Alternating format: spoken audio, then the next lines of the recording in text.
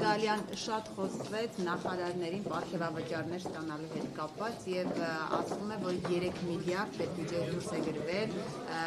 պարգևավճարների համար։ Դուք օրինակ անձամբ ինչքան եք ստացել։ Ես այս բան չեմ հիշում ինչքան եմ ստացել, ընթացքում կհիշեմ կասեմ, բայց ամեն դեպքում այդ ինֆորմացիան գաղտնի չէ եւ դուք դրա մասին տեղեկատվությունը շատ բաց եւ հասանելի կարող եք տեսնել իմ տարեկան հայտարարագրում եւ առհասարակ խորհուրդ եմ տալիս բոլոր պաշտոնատար անձանց, բոլոր հայտարարու պաշտոնատար անձանց հայտարարագրերը ուսումնասիրել եւ այնտեղ տեսնել թե ով ինչքան աշխատավարձ եւ հավելավճար է ստացել։ Տեսեք Տիկին Գալյան, հիմա ասում են դուք թոշակները 10,000-ով անգամ խուսափում եք բարձրացնել եւ թոշակառուների ստացած գումարները այնքան չեն, որ դրա ֆոնին նախարարների պարգևավճարները շատ բավականին բարձր են, ինչպես է արդարության սկզբունքը այստեղ աշխատել։ Ինձ թվում է կատարած աշխատանքի, դրա գնահատման,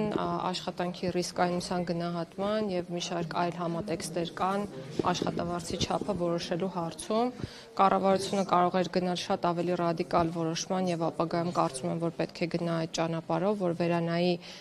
պետական պաշտոն զբաղեցնող անձանց վարձատրության համապատասխան գործակիցները, բայց քանի որ դա կլիներ տևական process, այս պահին որոշում է կայացվել կառավարության կատարողականի, այսինքն աշխատանքների իրականացման ծավալի հիման վրա որոշակի տոկոսային հարաբերությամբ տրամադրել համապատասխան պարգևավճարներ, ընդ որում պարգևավճարները տրամադրվում են ոչ միայն ղեկավարներին, այսինքն կառավարության անդամներին կամ նախարարների տեղակալներին, այլ տրամադրվում են նախարարությանը, հաշվի առնելով յուրաքանչյուր կոնկրետ նախարարության առաջնահերթությունների կատարման ծավալը։ Ու այսինքն ասածս ենթադրում է, որ այդ պարգևատրումները ստանում է նաև նախարարության ամբողջ աշխատակազմը, ինչը կարծում եմ, որ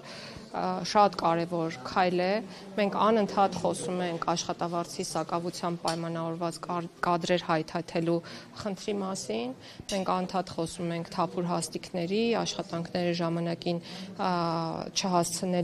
կատարել չհասցնելու մասին եւ մի շարք այլ խնդիրների մասին, որոնք կապված են կադրային խնդիրների հետ եւ ռեսուրսի սակավության հետ։ Ես կարծում եմ, որ սա քայլ է, որը մեծ գոհունակությամբ եւ երկար սպասման արդյունքում ընդունվել է նաեւ հանրային բոլոր ծառայողների կողմից եւ մեծ մոտիվացիոն ազդակ է, որպեսզի նրանք ել ավելի մեծ ջանասիրությամբ աշխատեն, ինչու եմ այսպես ասում, որովհետեւ աշխատանքի արդյունքը ուղիղ համեմատական է լինելու ստացած պարգևավճարին։ Ոչ մեկ որոշում չի կայացրել ուղղակի վճարել պարգևավճարներ, շատ երկար է կառավարության կողմից քննարկվել մեթոդաբանությունը եւ որոշում է կայացվել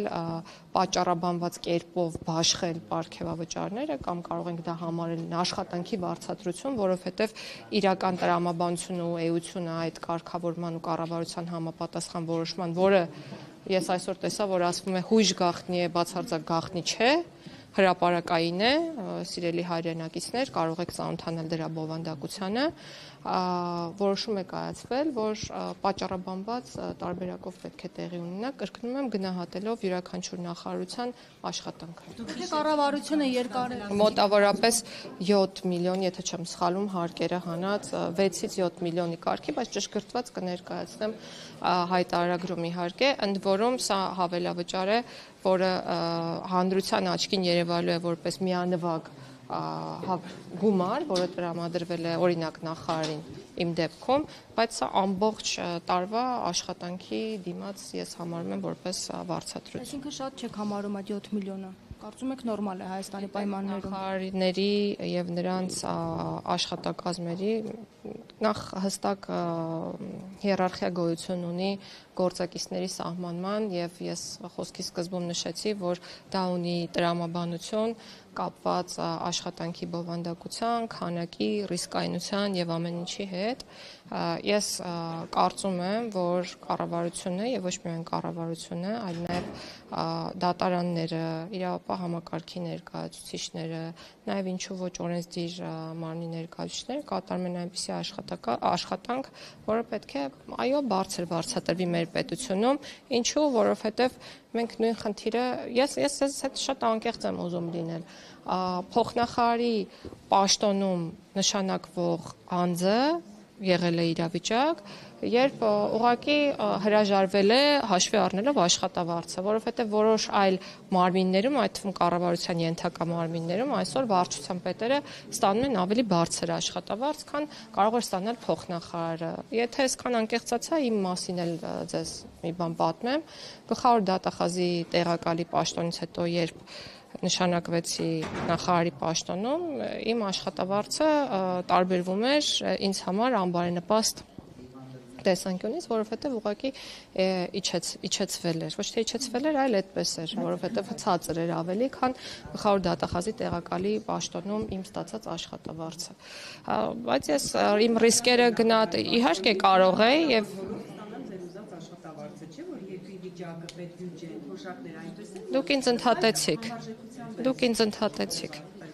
Դուք ինձ ընդհատեցիք, ցանկալի չէ։ Ես շարունակում էի միտքս ասելով, որ կարող էի չընտրել նաև նախարարի պաշտոնը, բայց ընտրեցի հաշվի առնելով բոլոր այն վատ հարացումները սոցիալական վիճակի մասով, որոնք կան, եւ այն աշխատանքի բնույթը ինձ գրավեց, որ ես այսօր իրականացնում եմ եւ շատ գոհ եմ, որ ընտրել եմ այս ճանապարհը։ Ասում եք կառավարությունը երկար քննարկել է այս հարցը, այս դեպքում ինչու նույն որոշումը չի կայացվել ուսուցիչների նկատմամբ, դասախոսների, բժիշկների եւ միայն պաշտոնական անձանց։ Շատ պարզ պատճառաբանությամբ, որովհետեւ տարբեր մարմինների հետ կապված աշխատավարձերի բարձրացման ֆորմուլաները մշակվել են տարբեր ժամանակահատվածներում եւ տարբեր կերպ։ Ուսուցիչների համար գործարկվել է ատեստավորման համակարգը, որի արդյունքում մեր երկրում կան հարյուրավոր ուսուցիչներ, որոնք 500,000 դրամ եւ ավել աշխատավարձ են ստանում, եւ եթե ես չեմ սխալվում, կառավարության վերջին նիստերից մեկում վարչապետը նույնիսկ խոսեց ուսուցիչների մասին, որոնք փոքրաթիվ են, տասնյակի չեն հասնում, որոնք ստանում են 700,000 դրամ աշխատավարձ։ Ես կդժվարանամ անգամ հիշել, թե արդյոք նախկինում քննարկվել է կամ եղել է նախկինում, նկատի ունեմ ոչ այս կառավարության օրոք, հնարավորություն, որ ուսուցիչը գոնե 200 կամ 300,000 դրամից բարձր աշխատավարձ ստանա։ Մյուս ոլորտներում բարձրացումներ մշտապես եւս եղել են։ Ես կարող եմ, դուք ինձ նորից ընդհատում եք եւ դա ընդունելի չէ։ Մյուս ոլորտների մասին խոսելիս պետք է նշեմ նաև քրեակատարական համակարգի ծառայողների մասին, ոստիկանության մասին, զինվորական ծառայություն իրականացնող անձանց մասին, դատական իշխանության մասին, իրավապահ համակարգի մասին։ Այս բոլոր ոլորտներում մենք ունեցել ենք 50%-ից ավել աշխատավարձային աճ եւ պարգևատրումների հստակ տրամաբանություն, ընդ որում հիմնականում զինվորական ծառայություն ենթադրող կամ դրան նմանվող ծառայություններում զինվորական ծառայություն ենթադրող կամ նմանատիպ այլ ծառայություններում աշխատավարձի բարձրացումը պայմանավորվել է ատեստավորմամբ, այսինքն կրկին պատճառաբանված, հիմնավորված որոշումների կայացման համատեքստում է եղել աշխատավարձի բարձրացումը։ Ատեստավորումը անցել է դրական շեմով, աշխատավարձը բարձրացվել է համապատասխան ծառայողի, չի անցել, չի բարձրացվել, բայց այս տրամաբանությունից զատ բոլոր իմ կողմից նշված ծառայություններում գոնե թե մեկ անգամ, եթե չեմ սխալվում, ոչ պակաս քան 30%-ով աշխատավարձերի ուղղակի բարձրացում է տեղի ունեցել։ Ես ձեզ կխնդրեմ գնալ կրկին թերթել պատմության էջերը, հանել այն բոլոր փոփոխությունները աշխատավարձերի բարձրացման հետ կապված, որոնք այս կառավարության մանդատը ստանձնելուց հետո տեղի ունեցել եւ ես ձեզ վստահեցնում եմ, որ պետական բոլոր օղակներում դուք փոփոխությունները կտեսնեք։ Հիմա մի ճշտում եք, ես դեռ ստացած գումարների աշխատավարձը բարձրացում եք, թե պարգևավճարը Աշխատավարձ իրավական տեսանկյունից կլիներ այն դեպքում, երբ բարձրացվեր գործակիցը օրենքում, եւ ես իմ խոսքի սկզբում նշեցի, որ շատ ավելի լավ կլիներ, որ այդպես լիներ, բայց դա կլինի ապագայում, ես հուսով եմ, որպեսզի իրավական տեսանկյունից օրենքի հիման վրա փոխհատուցումը համարվի հենց աշխատավարձ։ Այս պահին պարգևավճարի մասն է խոսքը, բայց դա փաստահեն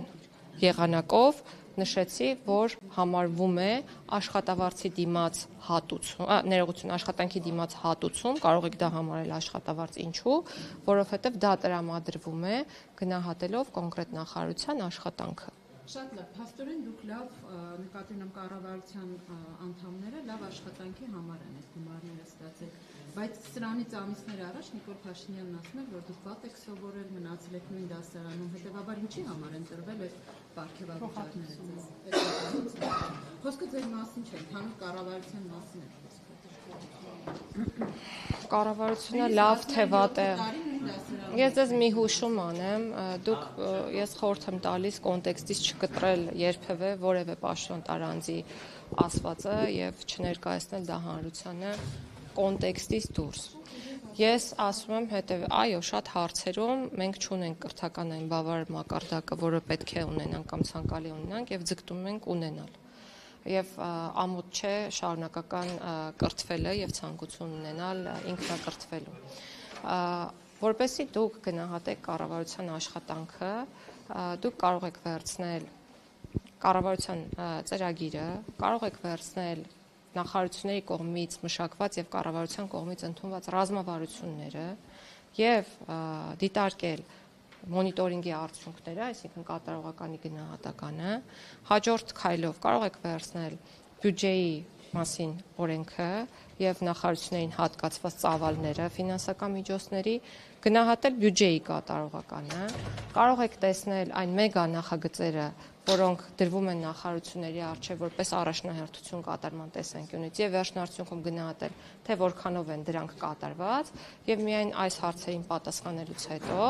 կարող եք եզրահանգում ունենալ արդյոք կառավարությունը լավ է աշխատել, թե վատ է աշխատել։ Դե հիմա ինչ վերաբերում է, բայց ես ձեզ մի բան նշեմ, որը ձեր ասածի հետ կապ չունի,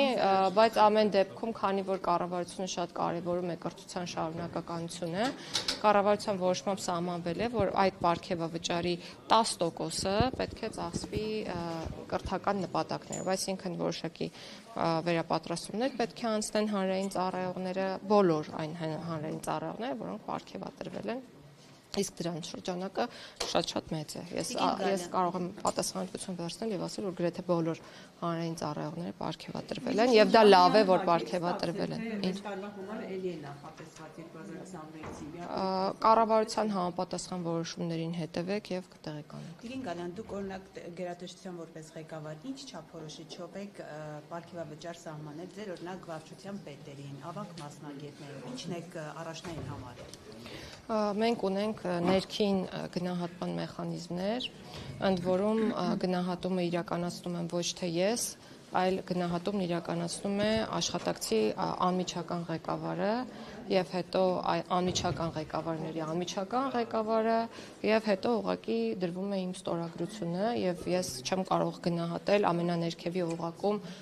ջանասիրաբար թեկուզ աշխատանքներ իրականացնող մարդու աշխատանքը, բայց որպես իրենց հաճելի մարդկանց այդ խնդիրը չկա, չի լինելու այդ։ Գիտեք,